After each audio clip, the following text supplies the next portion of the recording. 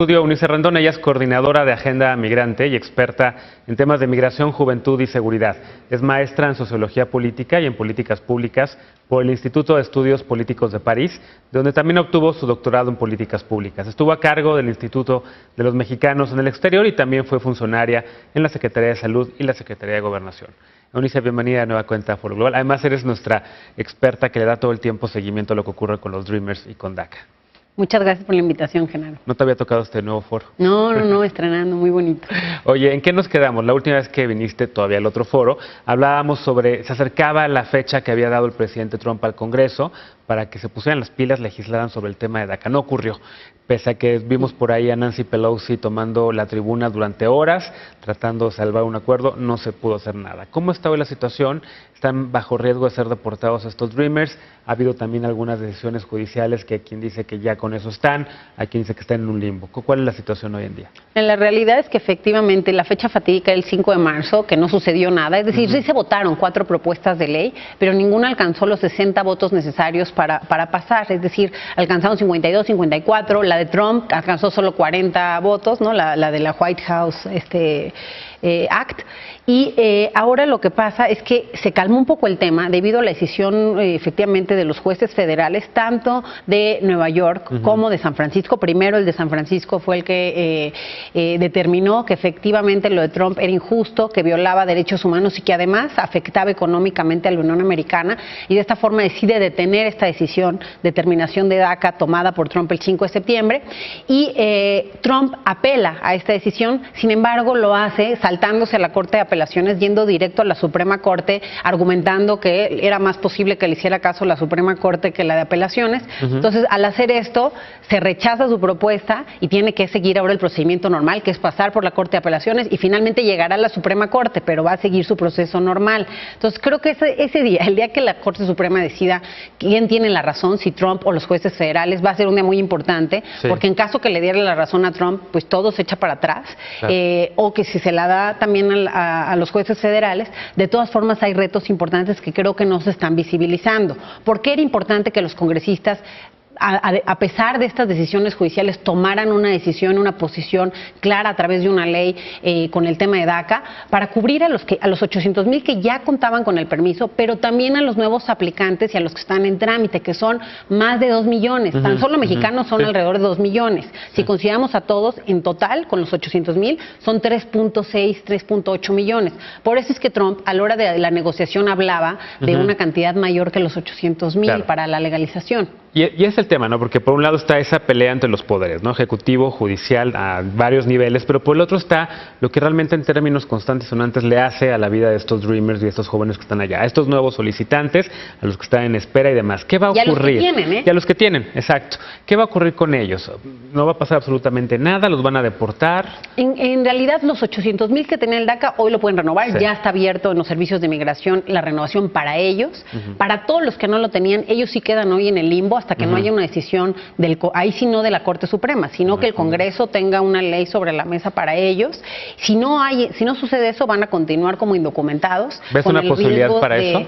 Pues esa era la petición, y los Dreamers justo están pidiendo que el Congreso trabaje y regule su situación, porque al final es una victoria solamente parcial el hecho de, aunque la Corte Suprema decida que se queda DACA, porque al final no hay una reflexión migratoria. Hay ahorita el peligro de un nuevo cierre de gobierno el 24 de este mes, que se va a negociar otra vez el presupuesto. Ahí es donde dicen los demócratas que van a tratar otra vez de estirar y aflojar con el tema de DACA y poder pasar una propuesta de las que ya existen. Ya hay 6 o 7 propuestas. El chiste es de que pase alguna para darles un estatus migratorio a estos jóvenes, pero también, como te decía, a los más chiquitos. Recordemos que para obtener DACA se tiene que tener los 16 años cumplidos. Ya hoy ya no puedes aplicar, ¿no? Los aplicantes no hay.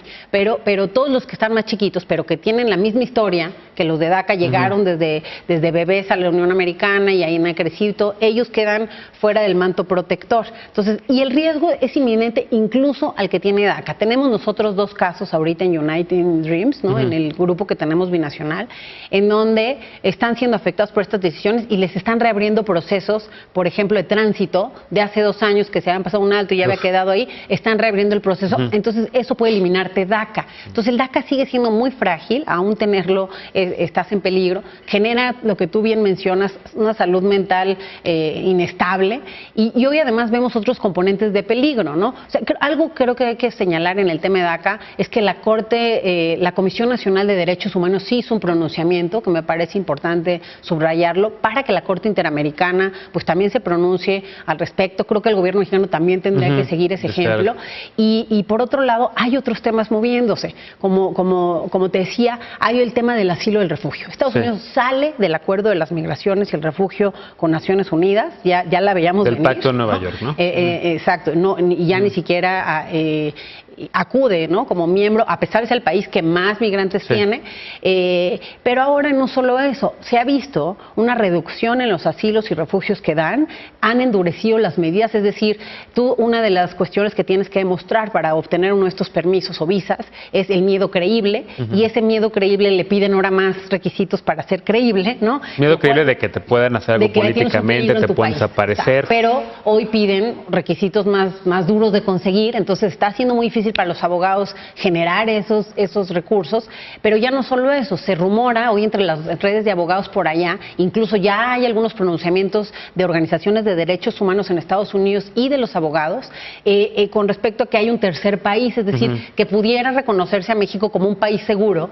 para que fuera el tercer país y entonces ellos referencian a todos los que ellos no quieren asilar, refugiar, y eso pone también en pues, un papel muy complicado a nuestro país en caso de que México recibiría a estos inmigrantes de Centroamérica que están tratando de llegar a Estados Unidos y como México sería considerado, entre comillas, seguro ya por Estados Unidos, ahora tendría la responsabilidad de darle asilo o refugio a estos inmigrantes, ¿no? Efectivamente, nos podría Estados Unidos referenciar a estos migrantes que no quiere asilar o refugiar. O sea, seguiríamos haciéndole el trabajo a Estados Unidos y a Donald Trump, ¿no? Pero pues sí puede tener implicaciones más. De por sí ya nos quedamos con bastantes, pero el que ya sea formalmente un país seguro, que no sé cómo van a dar ese calificativo, pero al final no ha sucedido, pero es algo que hoy ya se rumora en un nivel interesante de redes de abogados.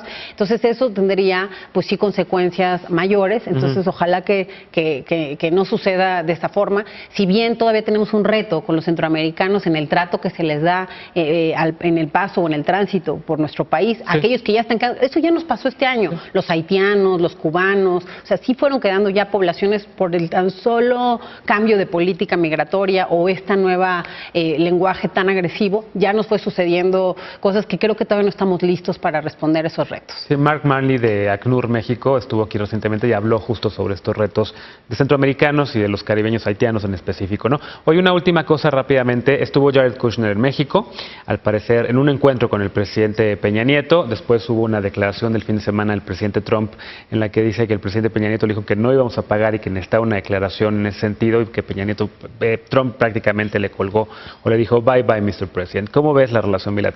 Mira, veo que no aprendemos, ¿no? Que al final Trump siempre nos aplica la juvenil y que seguimos ahí, ¿no? Al final creo que no es un personaje confiable, que ya lo deberíamos saber, que más bien en vez de estar haciendo esas políticas de amigos, ¿no? De querer que venga Kushner, y cuando además ha reducido su poder allá, justo cuando estaba más débil es cuando lo invitamos, en fin, la llamada, o sea, todas estas cuestiones, creo que en vez de política exterior estamos tratando de hacer, no sé cómo llamarlo, pero otro tipo de política que no nos ha dado ningún resultado efectivo, más bien, ¿por qué no estamos planeando, como te digo, en vez de hacer esas cosas, hoy un pronunciamiento ante la Comisión Interamericana? ¿Por qué no estamos planeando, si esos jóvenes se quedan, qué vamos a hacer para que ellos sean los embajadores de México en Estados Unidos y realmente empiecen a ponernos en el lugar que nos merecemos?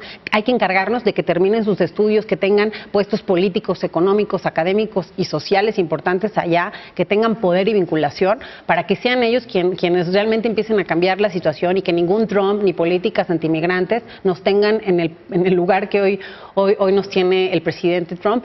Esto de las llamadas y luego llegar ahí desmintiendo, entonces realmente se vuelve una novela que creo que no nos merecemos. Sí. Y ya ni hablar de las propuestas o la ausencia de propuestas de los candidatos presidenciales en la materia, ¿no? No hay, entonces creo que sí sería importante que también ya empezaran a... Claro. Hablar, es una realidad, ¿no? Y que es una realidad más allá. Bueno, después del 30 de marzo veremos qué pasa, ¿no? Ya que empiece la campaña como tal. Gracias, querida Eunice, enormemente pronto para seguir hablando de estos temas.